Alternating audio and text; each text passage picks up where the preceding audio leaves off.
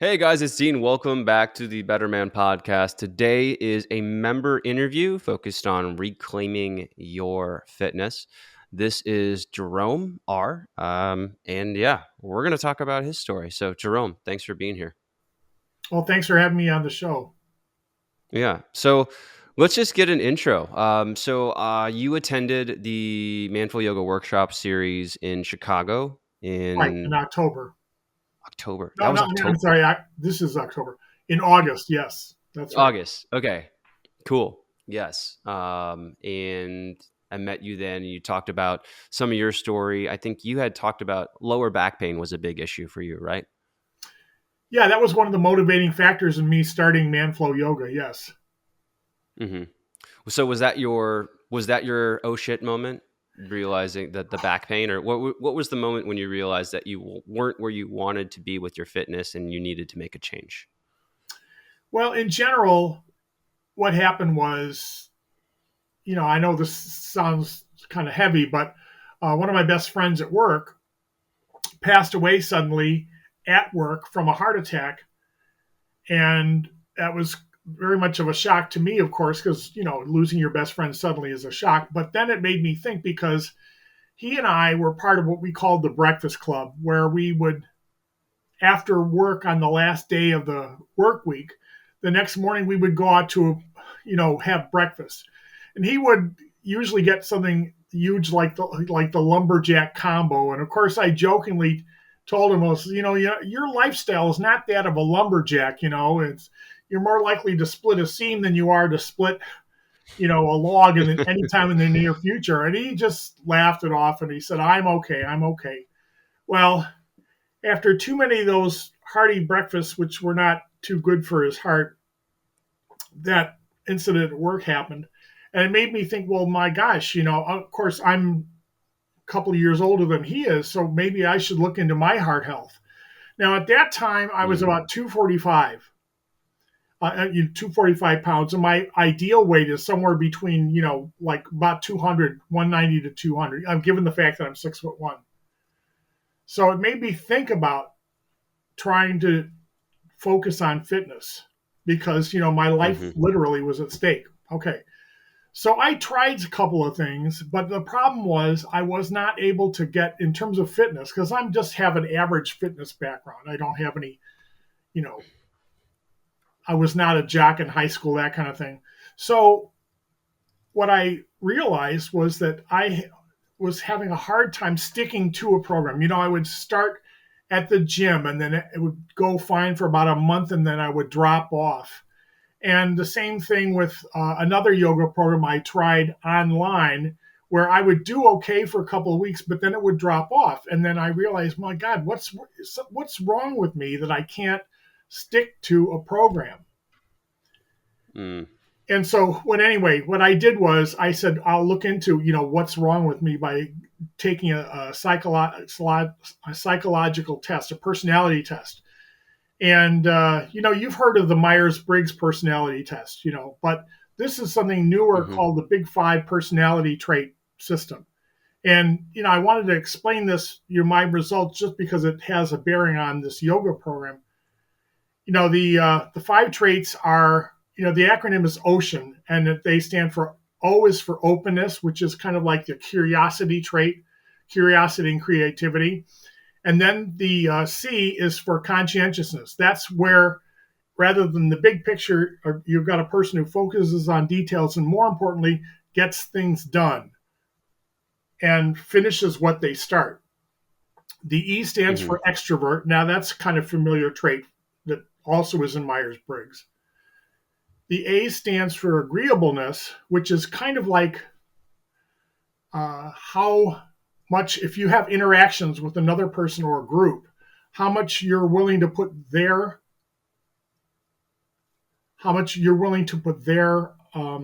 needs above your own. It's kind of like almost like a maternal instinct. It's like a people pleaser trait. Okay, if you Yeah, put it people that way, pleasing. right? And then hmm the last one is N for, I hate the term of this, it's called neuroticism, but basically means like your negativity bias. How much is your Mm, emotional state how easy it is for you to get thrown off and turned into a negative direction by perceived threats in the environment. Okay. Now, Mm-hmm. my results were basically I was very high in openness, very low in conscientiousness, and and as far as E, I'm very much introverted. That's why I'm INTJ in the Myers Briggs system. A, I'm high in agreeableness, which means I like to work with groups of people because I like to help others. And the Mm-hmm. negativity is relatively low, meaning that I have a relatively stable emotional state. And I consider myself to have a pretty good um, like a sunny disposition for most of the time. But anyway, Mm-hmm. getting back to the two traits that have something to do with yoga, of course, I'm high in curiosity. So for me, trying yoga was a no-brainer because, oh yeah, that's cool. I don't care that it's a non-traditional method for fitness. I'm willing to try anything that works. But I Mm-hmm. realized my problem was that since I'm so low in conscientiousness, I really had a problem in persevering and sticking to a program. So it was one thing to start the Manflow yoga program, which I did in July of last year. But the real problem for Mm-hmm. me is what can I do to make sure that I stick with it? And Mm-hmm. so I started in July 2024. I'm 2023, sorry. And I started with Mm-hmm. the absolute beginner program. I started the Strength Foundations Challenge and found it a little bit too challenging.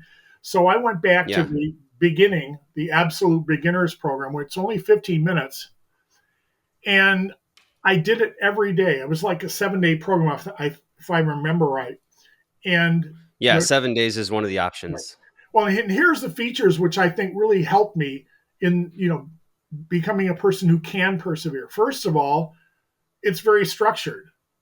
The Mm-hmm. program that I had tried for a little while, it wasn't that structured. And the second thing was the learning curve that you go from intermediate to I'm from beginner to intermediate is very steep.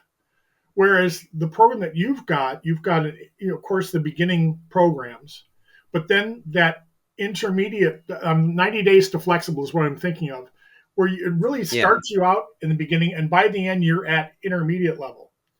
And that was my Mm-hmm. goal for the year, was to get to the intermediate level program by May of, well, my birthday this year, May of, this year. And I was able to do that. So that was very good. But the two other things I thought were good about the program, besides being structured, is that it's not like you go from program A to B to C. You do program A, but then you repeat it a couple of times. That's you. I don't know Yes. how many times you recommend it to be repeated, but I actually would go and Mm-hmm. repeat it more times than you recommended because I really wanted to get this habit down. So Mm-hmm. So what happens with the repetition is this. When you go through it the second or third time, what happens is yes, you're doing the same exercise, but it's really not the same exercise because the exercise is the same, but you are different. You are stronger. Yeah. You are more flexible than you were last time. So Mm-hmm. you can see progress. And so that gives you the motivation to say, oh, I'm progressing. So I really like that about the program, the repetition of the various workouts. The Yeah. third element, which It I makes me thought was, think of the sorry, it just makes me no, go think of ahead. the makes me think of that it's a quote or it's a paraphrase quote. It says, "A man never walks in the same river twice, for the man is never the same, and the river is never the same." Right. In this case, the man is not the same because you're, stronger than you were the last time. And the third thing I have to say Mm-hmm. that was very helpful were the modifications. In other words, Mm. if you are doing something like the side plank, the very first time I saw you do the side plank, my jaw dropped and I thought, you've got to be kidding me. I don't know if I could do that. But I tried it, the easiest mode, the lowest level. And then the second one, oh, I was able to do more. And by the end of the time that I had finished through that, I think it was the Strength Foundations series, I was able to Mm-hmm. do all of the modifications. And so that is very helpful because that way you can adjust you're still doing the same muscle groups, but it's maybe not as intense. Right. and you can build up the intensity through various repetitions. So I thought all those three elements together made it easy for me to go through all the programs. And like I said, I was able to get it to the intermediate level by this year. Now, my goal this next year, I'm getting a little ahead of myself, but my goal for next year is to be able to finish all the intermediate programs and get to the advanced ones. Mm, I'd love to be able to cool. someday be able to buy a Yoga Beast T-shirt. So we'll see. We That's not. yeah, we got to work on that. I mean, but anyway, that's my eventual goal is to be able to do all the programs. Yeah, that's awesome. That's a great goal. So, when you first got started, what do you think? I mean, you mentioned all of these things that enabled you to be consistent. So Right. those are some features of the program. Kind of internally with you though, let's say you wake up and you've done a few days of exercise and you're just not feeling as motivated as you have been in the past. So what was the self-talk, or what was, what did you how did you motivate yourself to do those workouts even when you didn't want to do them? Well, the first thing I have to say is I adjusted the time that I was doing the yoga because, as you know, motivation is kind of it's a finite resource. So Yes. during the day, the less physical energy you have, the less mental energy you have to tackle a challenge. The very first program I did, Absolute Beginners, that was 15 minutes, and I did it when I came home after work. Now, Hmm. the good thing about that for me was that was able to help me when I anchored that habit. I was also able to help it reduce a negative habit which I had, which was of course coming home and on the way home going to a fast food restaurant. There's no way you can do yoga on a full stomach, especially if you're going to do something like the Cobra. So I said to myself, I wanted to go for the fast food, but I said, no, I've got to work out. And so therefore, I got to skip that. And that helped me in that way. But then when it came Mm. from 15 to 30 minutes, the second program, I had a hard time, making sure that I did the program in the evening because I was tired. So I thought, well, I'll switch Mm. to the morning. And that meant getting up early. But you see, by then my energy levels had started to rise. So getting up half an hour earlier to be able to do the yoga was not that much of a problem. And so that's Mm. why shifting to the morning gave me a lot more motivation. Now, every once in a while, I can, for example, if I'm feeling, well, the times that I've got, like a couple of weeks ago when I got COVID, of course, I didn't do yoga when I was having COVID. But when I recovered, I was a little bit weak, and so I found some of the shorter workouts and the restorative workouts. And that's the thing about 90 Days to Flexible. It has some shorter workouts that are like close to 15 minutes, as well as the restorative workouts that are more like 45 minutes to an hour. And so I found that I was able to switch off and do those let me see, do those workouts based on if I wasn't feeling too well. But I have to Hmm. say that for me, right now, where I am is I made sure I did yoga every day, but this summer I kind of lightened up in the sense that I'm doing 5 days a week usually, and I'll split it Hmm. up. I've kind of an interesting schedule where I have Wednesday off, then I work Monday, Tuesday, Thursday, Friday, and have the 2 weekend days. So I try to do longer workouts during the times when I'm off, and then the work days I'll have shorter workouts, the ones that are like half an hour. So that's kind of why that adjusting my schedule was able to help with the motivation. The other thing I have to say is that getting the cork mat, the branded Manflow Yoga cork mat was Hmm. also helpful because some of those things I was doing in that strength foundations course, like for example the low lunge, it's putting a lot of pressure on your knee, and I'd always have to put some sort of a towel or a blanket under my knee to prevent it from Hmm. being uncomfortable. But when I got that yoga mat that was the cork mat that was thicker, it was comfortable enough that I didn't need that. And of course, that made the workouts easier because I didn't have to swap, all the time getting a blanket. So having a more comfortable Yeah. mat was actually a good motivation for me to be able to do the workouts. Hmm. Okay. Cool. So I wanted you to take me back to that first month. Did you Yeah. notice improvements? Not just improvements in the workouts, but did you notice results in your first month? And if you didn't, how long did it take you to notice results in your it could be day to day life, maybe it was on the scale, but I'm curious for you. When did you first notice results? Well, it happened by the time that I was done with the first month. First of all, my back pain went away. I realized when I was starting the next program, the next program in the series, that I realized I hadn't had back pain, and it was due to the fact, of course, that I had actually tried to go to a chiropractor during the summer, during the spring, that is, before I started the Manflow yoga program. And yes, the chiropractor, it helped temporarily, but then when I would go back to work, it would come back. So it was like alleviating the symptoms was not getting to the root cause. And Hmm. as anybody who's, What do you do for work, Jerome? I work in Amazon. I work in the operations department. So we're getting packages to Are the you customers, you know, and so okay? therefore, Do you move a lot for that, or are you at a desk, or are you moving? well, before last year, I was in a process assistant position when I was be moving a lot, but now I've gone back to the Hmm. tier one level, so I'm at a station. But for the most part, you know, the previous place where I was, the previous facility, had a lot of heavier objects as well, and that was one of the reasons I would have back pain.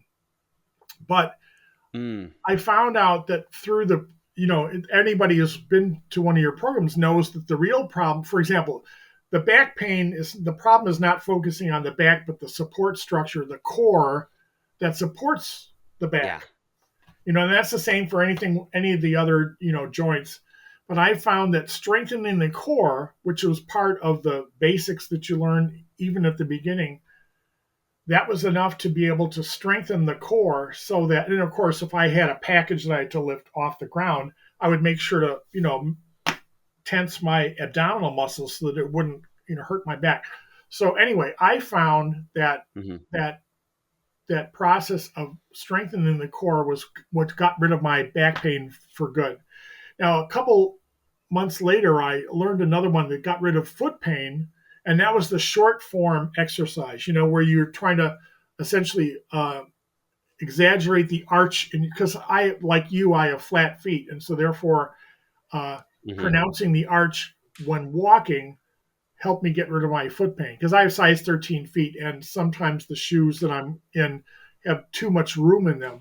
So I make sure that I'm walking mindfully when I'm in the facility, and trying to make sure that I focus on my arches. Of course, getting some insoles actually helped as well, but that short form exercise was responsible for getting my foot pain out, away. Now Yeah. that's the Yeah. immediate results. Now, of course, what happened there were other results that I noticed that happened as the months went by, and the typical one that I saw was having my energy level rise gradually. When it's the peak season at Amazon, which is usually right at the end of the year, they would have us do not only extra days, but an extra hour of work every day. And I know, but by the end of that work week, I was thinking, my God, who turned up the gravity? And so I would have not just coffee in the morning, but I would have an energy drink once or sometimes twice. This is before the Manflow yoga program. But then I noticed the December last year at the end of that peak season that, I hadn't had any energy drinks that whole month. And it was, just be able to subsist on coffee. And now I'm at the point that even for my regular work days, I don't drink coffee in the morning. I don't need to because I have so much energy. Now I'll Wow. drink coffee on the That's weekend. amazing. I like it, but I've got enough energy that I just go and I don't need that shot, to survive in the morning. So that's been a Yeah. gradual but really good change. That's really cool to hear. Can I ask how old you are? Yeah, I'm 67 right now. Wow. That's really cool. that's really cool to hear that you don't. That I mean, that's really significant that your energy levels went up that much. That's amazing. So I mean, good job on you for being consistent with the program. Well, the other thing too I have to say is that I never, when I was younger, I had asthma, and so therefore I thought of myself in high school. I was never a jock, more like a nerd, given my interests. But I never saw myself. I saw myself as not being a weakling necessarily, but I never felt of myself self as being a strong person. In my own self image, and that gradually changed, especially with the Strength Foundation's challenge and being able to do some of those things like the yoga push up and things like that. So I think it's helped my self Hmm. image. Now, of course, there's other results too, Mm. and I wanted to mention one or two of those that have been more long term. I started at 245, which, given my height, is, it's in the obese, column as far as, what my body mass index is. But I got down to 225, and then right now I realized this summer that I was kind of in a plateau between 225 and 220. I would be able to go less than 220, for example, when I had the COVID a couple of weeks ago, but then I would always go back up. And so I Hmm. realized that in the next year I need to add some things to the mix of fitness. Namely, I've already been concentrating on my diet, my nutrition, but I wanted to add an exercise regime, and I mean, weight Hmm. involving weightlifting, and that's why Yeah. I joined that Fit Father program. The one that Hmm. Dr. Balduzzi has is the head of. And it was Yeah. interesting at the Chicago workshop that I went to in August. I found some guys that actually had started in that program and were crossovers to Manflow Yoga. So, although, Yeah, we've got a ton of overlap. yeah, and I looked at the program, and there are some common elements. For example, it's very structured. The community is very positive, and so Hmm. that's something that I wanted to add to the mix this next year. Is trying to do. So right now, I'll tell you where my schedule is right now. So I have, on the week, I'll say the weekend days, meaning Saturday, Sunday, and Wednesday, I do yoga first thing in the morning, but then Hmm. I'll do the weightlifting routine, that Apex 10 program from Fit Father program, or I'll go Okay. on a walk, either it's like a mile to the local park, or 2 miles downtown if I want to go and get a coffee. Now, Hmm. on the weekdays, Monday, Tuesday, Thursday, Friday, I'll do the half an hour yoga, but then I'll follow it immediately by doing meditation. And that meditation was Mm. hard because that meant getting up an additional 15 minutes earlier. But I did what your advice is, start small. I just did 5 minutes a day, first of all. And then the next month I did 10, and now I'm doing 15. So that That's meditation great. that's also been a very helpful thing for me in terms of my mental health, because that means if I'm in a situation where it's stressful at work, I can harness my deep breathing to trigger that parasympathetic relaxation response, as opposed to the Yeah. usual thing when you're stressed. That when you see something that you're startled by, you have a deep intake of breath, and that's because your body is giving that fight or flight response. And by the way, that Hmm. reminds me of that's why I think one of the most underrated or least mentioned programs that I really enjoyed was the breath series. Where Mm. you're actually, rather than just doing a breathing exercise during the workout or before the workout or afterwards, you're concentrating on breath the entire time, and that awareness of the breath really carried over into my regular everyday life, where you're able to Hmm. stop yourself. And I wish I had that when I was younger and would be able to stop asthma attacks before they occur. Because when you have asthma, it's kind of a positive feedback loop in the sense that you starting to feel constriction of breath, and that makes you panic because you're feeling claustrophobic, Mm. and that panic attack then feeds into that kind of thing.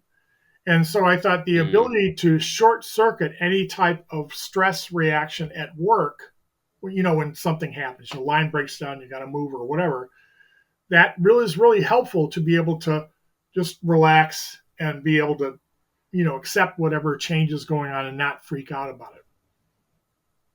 Yeah, I think that's something that that's something that we hear about, and that's something that I've personally noticed too. Is when what you do on your yoga mat goes into your day to day life. So when you practice body awareness, when you practice breath awareness, it doesn't just stay, relegated to your yoga mat. You notice, oh, I can do this when I'm walking, or I can do this when I'm at work, or I can do this, when I'm with friends and maybe potentially having a difficult conversation. So I think your Yeah, example is a great one. I was also thinking that in my own mind, I have, because I was never really into fitness before, but now what's happening is I feel kind of an impetus, like a push a push to action, push to motion when I'm out. For example, I'm at the grocery store and I'm waiting in line. My body wants to move, and so I'm not going to do anything to get me kicked out of Costco or anything, but I will, stretch a little bit. If I'd be curious what you need to do to get kicked out of a Costco. So I have never seen anyone forcibly removed from Costco, but I'm excited to see what someone does need to do. Well, that would be a good TikTok video to try that out and see what it Uh, takes to get kicked out of those Costco. Yes. Side note: those are the worst types of people on the internet. The ones who just go to mess with people Yeah. for attention and views. God, Anyways, that's like my cranky old man talking. No, but But I was yeah. going back to your topic of things spilling over into regular life. Well, that's the really thing about the meditation, because you talked, I forget the names of them, but the two guests you had, in the first 100 episodes that you said were really deep meditators, you could tell there was just like an aura of calm, for, Oh yeah. radiating from them. Amazing. Amazing. They're just, yeah, just like the interactions you have with them. You're like, why are you so calm? What's wrong with you? And they're like, oh, I meditate every day. And you're like, oh. But yeah, like you were saying, they meditate for like 30 minutes a day, or like an hour a day, or Right. like 2 hours a day. I mean, they have a significant, amount of hours logged in their meditation, but you can really tell. But it's interesting because I realize what happens. Well, for example, if you have the basic states, of consciousness, waking, dreaming, and dreamless or deep sleep, it seems to me that the ability, like artists, for example, are those that are able to take that energy from the dream state and use it while they're awake. That's what we call daydreaming. And I Hmm. think with meditation, what's happening is that same calm energy you have of dreamless sleep and being able to bring that into like your waking life. I think that's what's happening with those Yeah. guys. Now that's more meditation experience than I have, but I'm not doing it for half an hour. But I can Hmm. tell sometimes when I'm stressed mentally that besides that calming reflex of deepening the breath, like doing a simple counting, like when I meditate, counting from 1 to 10 or that kind of thing, will calm my mind because it's taking me off of whatever is bothering me at the moment. So I think that spillover effect has been kind of gradually occurring, but I can tell that it's something that's really helping my regular life. Yeah. That's really cool. Um, So, you talked about the things that you're doing in addition to yoga. We talked about meditation. We talked about you're improving, your nutrition. You're getting into weight training. So, my next question is, how have external support systems been helpful for you along your fitness journey, if they have been? Well, this is where, for me, the Better Man podcast has been very helpful because that's focusing on the whole person. Of course, yoga is helping your physical fitness, but that mental Hmm. fitness, that mental health is something that I think is it can be supported. Of course, mental health has a lot of things that can affect it. Let me just kind of give a little simple explanation of something called the four quadrants, which means that any time you have something like mental health, there are four perspectives you can take on any, complex phenomenon. Of course, one is physical, and the second one is mental. The third is social, and the fourth is environmental.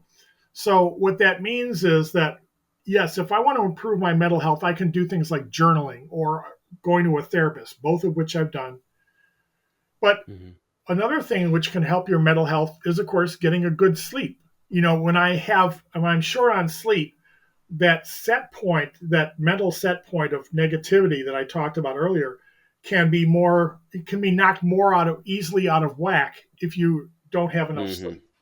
So if you get enough sleep, Hey, can I ask you about that really quick? yeah. Because I think a lot of guys especially, they get into their 60s and their 70s and beyond, and they just think that sleep is just going to suck for the rest of their lives. What do you do to get good sleep? Well, first, one of the first things is, for example, I talk about the environment. Uh, One of the things about the environment is making sure that your environment is conducive to sleep. Of course, that it's quiet. Now, personally, I like to have a little fan on, even if it's wintertime. I like to have a little fan on because that flow of air helps. Number one, it helps cool my body, but also it helps reduce, the white noise. Essentially, Yeah, making white sure that noise, I don't totally. hear a little thing and think it's like a mouse scurrying around, that kind of thing. So Yeah. that is helpful. Now, if I want to get a good sleep, sometimes I'll go and have a shower before, not because I think it's important to be, clean when you go to sleep, but again, that cooling off process helps you, Hmm. with getting a good sleep. The other thing too is that of course, I'm going to bed. I get up at 4 o'clock in the morning on a work day. So I'm going to bed at 8 o'clock. Mm. That means I'm getting into bed at 7 o'clock. And when somebody asked me about sleeping naked, and I thought that's kind of an intrusive question. They meant sleeping without electronics, meaning that I will not look at TikTok or something like a blue screen before I go to bed. Now Yeah. I might have my phone with me, but I'm listening to an audio book or something like that. And usually that will help me get to sleep by, getting my mind on, instead of off of what happened during the day, it's talking about a science Hmm. fiction story or whatever, you know. And as long as the science fiction story is not like a horror story or anything like that, no, that's not going to be conducive to good sleep or dreams. But that really helps me Yeah. to get to sleep, and that really helps. So Okay. those are the things Oh that yeah, go on the environmental side. back to your four quadrants. Yeah, Sorry. yeah.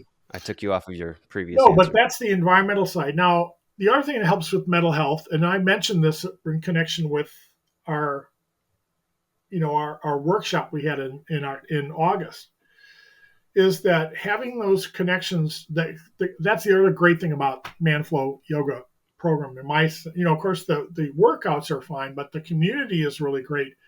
For example, when I would start out and I would say, I'm having trouble with such and such exercise, immediately a chorus of guys would come up with advice or encouraging, like, keep at it, that kind of thing. And now I find myself in the other situation where somebody is starting out and they're the absolute beginners and they're saying, oh, I'm having trouble with X, Y, or Z. I want to go in and help them. And so that Hmm. willingness to go in and help others, which of course that's one of your motivating factors in doing this whole program in the first place. But the guys that are in the program that are active contributors, they like to help other people, and that's one thing I think is really great. And I mentioned that at that workshop, as I was going to the last day of the workshop, I realized that you had a guest on. I don't know who, I forget who it was, but they had said, it was talking about longevity, that those people in the blue zone, so the ones that live up to be 100 years old, like Okinawa in Hmm. Japan, for example, those Yeah. people are one of their contributing factors to longevity is they are the community they belong to. Hmm. And so those people that have a person in their life, at least one person who has their back, tend to live longer than, guys who are alone or lonely or whatever.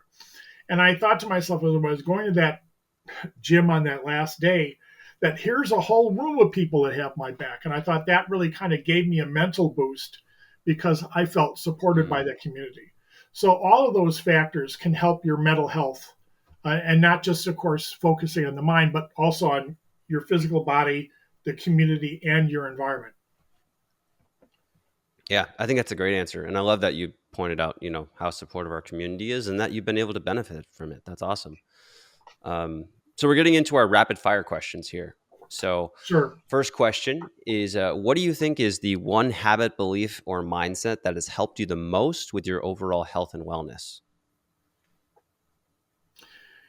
It's that four quadrant model I talked about, that realizing that everything is connected, so that if I'm worrying about mental health, I can focus on physical health and that will affect it. And also that I can focus on the community and my environment.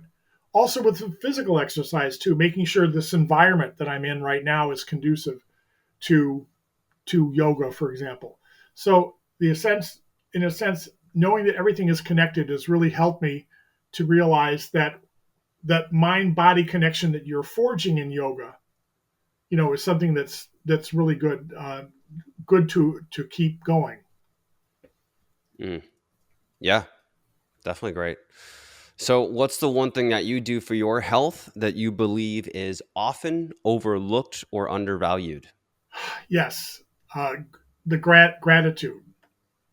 I remember Mm, the episode you talked about the gratitude journal. When you talked about you were upset about the passing of Tron, and how much that upset you, mm, and how you focused hmm. on gratitude to keep your mind focused on what you have to be thankful for, not what you just lost.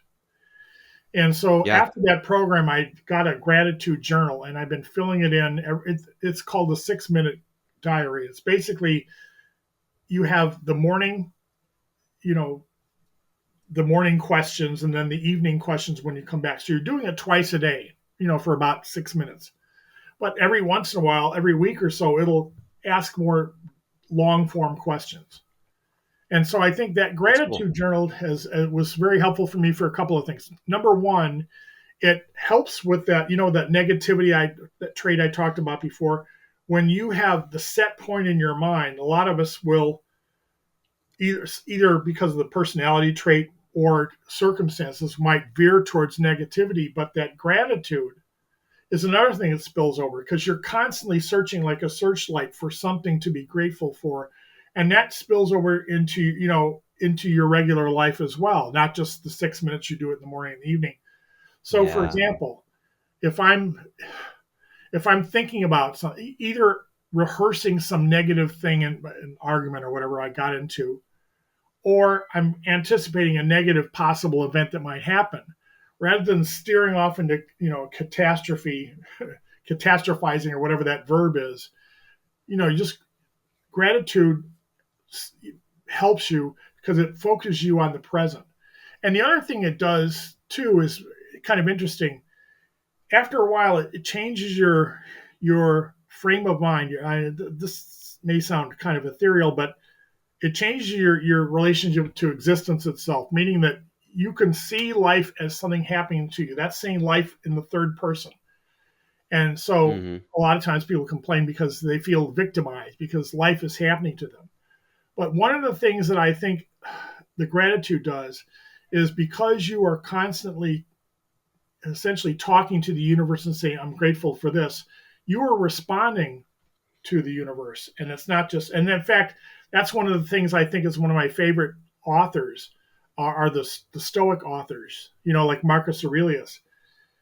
Hmm. And you talked about Ryan Holiday and his books about Stoicism. And I think that's kind of the philosophical underpinnings of Stoicism, is that you're changing your life from something which is happening to you, and that your meaning is not what happens to you, but your meaning is how you respond to it. What's the answering call? Yeah, okay, you got an illness or whatever. How are you going to respond to it?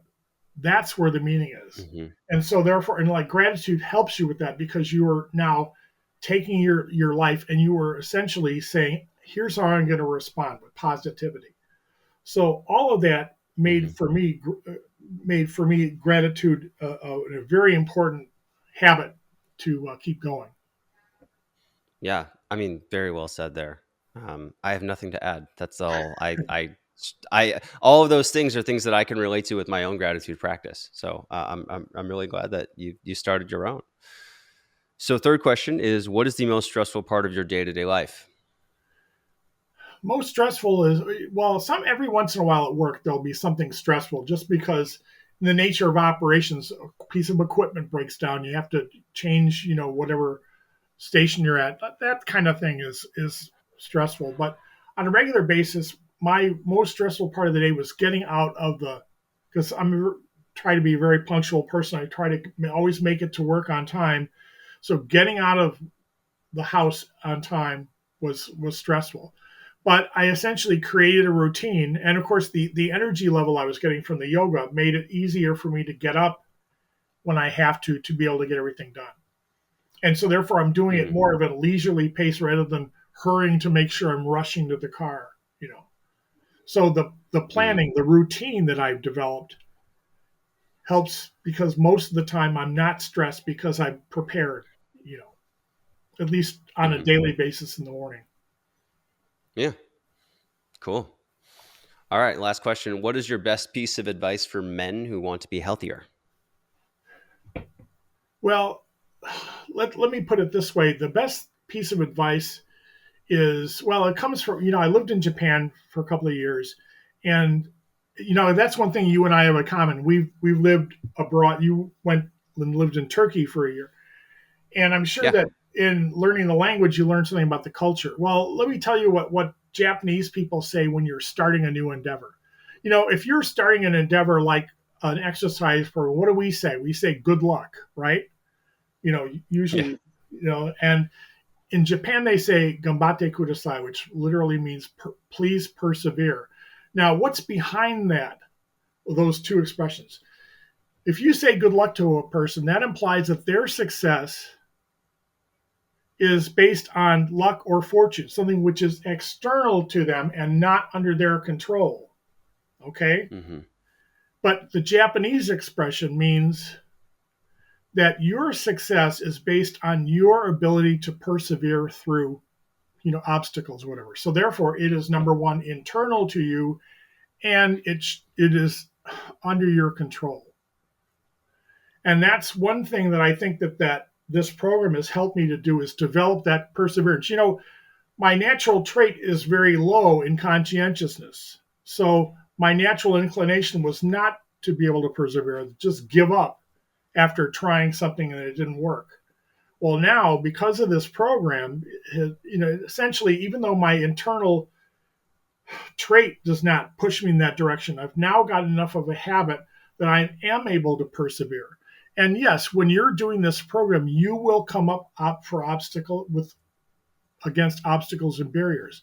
But what do? You don't call it a failure. You call it mentally that, oh, this is the second, third, or fourth attempt that I'm doing before I finally succeed. So my Mm. basic advice to somebody who wants to focus on their well-being is gambate kudasai. Please persevere. I love that. That's fantastic. All right. Well, Jerome, lots of really good nuggets of information in here. I think you've done a fantastic job of being an example of what can happen when you make changes to your life. I I love that you've also done all of these mental things. It's not just exercise for you. You've done all these things to shift how your mind works, to like practicing gratitude, um, shifting your yoga practice so that you're being more mindful of how it can assist you with your day, cutting down caffeine. I mean, these are all really, and this has all happened within like less than a year, which for me is like, wow, that's some really impressive changes for, a year of time. So, I just wanted to mm, mention one other thing, which yeah. is for a piece of advice that just came to me, is that yes, you want to focus on your goals, but don't be overly focused on the goals so that it's something I call the happiness horizon. Sometimes we play this game with ourselves that if I get to this goal, I will be happy, which implies you're not happy Mhm. now. And the problem with putting everything, your happiness on the horizon, is that one of the definitions of a horizon is an imaginary line that goes farther away from you the closer you get to it. So don't Mm, just focus on the future, enjoy the journey. In other words, when I started yoga, when I went to 15 to 30 minutes, I would be, looking, oh my God, we're only 10 minutes in. How, oh God, when is it going to end? But then by the second program, I was really getting into it. And so therefore, enjoy the journey, you know, yeah. and Well that's said. the second thing, is not just focus on the goals, but don't decide to be happy when you get the goals, but be happy now, enjoying what, well, that's the whole thing. Enjoy your fitness, you know. Right. Yeah, I think that's definitely something I can relate to in fitness and in life in general. So thank you for mentioning that. Um, all right. Well, guys, thanks for joining us. Jerome, thank you so much for joining us for this episode. I appreciate all of these again, these nuggets of wisdom and information that you've shared. Um, and I'm sure it will be helpful to other people. So yes, thank you. I hope so. Yeah. Thanks. All right, guys. I hope this inspires you to be a better man. Be on the lookout for more of these Reclaiming Your Fitness episodes with members from our community. So I'll see you on the next episode.